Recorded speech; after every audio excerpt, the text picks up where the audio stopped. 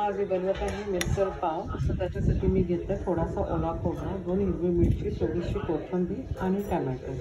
आणि ह्याच्यामध्येच मी एक छोटासा कांदा ॲड करणार आहे गाईस। ह्याच्यामध्ये आलं लसूण असं काही प्रकार ॲड करू नका। ओके, हे विदाउट आलं लसणाची मिसळ आहे, खूप छान लागते। केलं आहे। आता थोडासा जिरा ॲड करायचा आपल्याला ह्याच्यामध्ये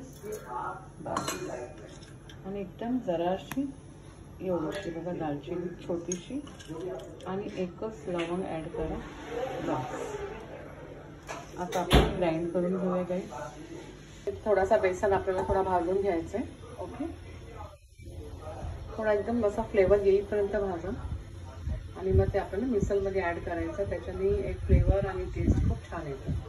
वाटण पण रेडी झालं आहे गाईज। आता आपण तेल थोडासा ॲड केलं आहे। आता ह्याच्यामध्ये राईची फोडणी देणार आहे मी।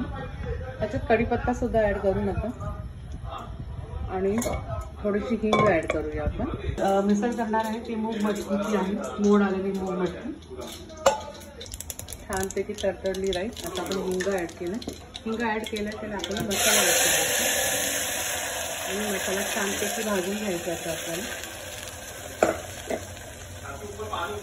आता बेसन पण छान भाजलं गेलं आहे माझं। ह्याच्यात आपल्याला हळद पावडर थोडीशी ॲड करा, लाल तिखट, तुमच्याकडे जर कांदा लसूण मसाला असेल तरी तर एकदम उत्तम।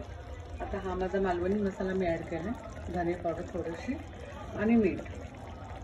ओके, आता छानपैकी मसाला तेल सुटेपर्यंत छान भाजून घ्यायचं। त्याच्यानंतर आपल्याला हा बेसन भाजलेला तो ॲड करायचा। हे बेसन भाजलेला मी ॲड करत आहे। जास्त नाही, 1 टीस्पूनच मी घेतला होता कारण थोडीशी मिसळ करायची। तुम्हाला जर अर्धा किलोची मिसळ करायची असेल तर तुम्ही 2 टीस्पून घ्या। आता मी हे बघा मी एवढंच करणार आहे। आता छान भाजून घेऊया थोडासा 5 मिनिटं, मग आपण आपली मूग मटकी ॲड करू। आता गाईज आपण मोड आलेली मूग मटकी ॲड करू।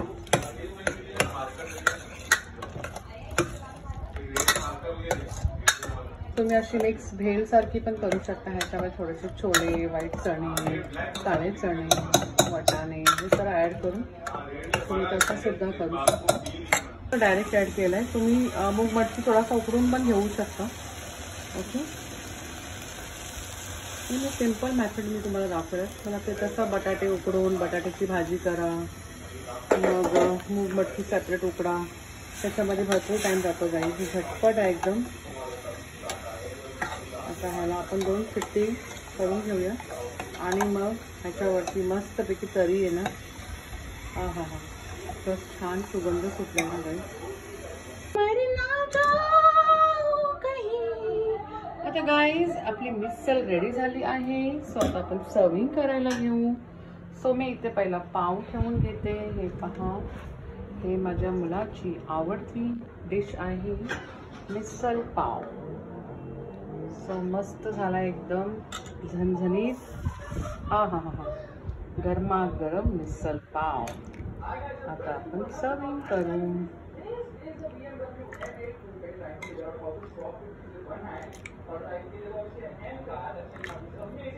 आता थोडासा कोथिंबीरने गार्निश करूया। आता गाईज आपली मिसळ रेडी झाली आहे खाण्यासाठी। सो आता मी माझ्या मुलाला देऊन येते। कशी वाटली recipe? Please like, share and subscribe my channel guys. खूपच छान झाली आहे। आता माझा मुलगा मस्त ताव मारणार आहे मिसळ वरती। टेक बाबू, बाबू टेक।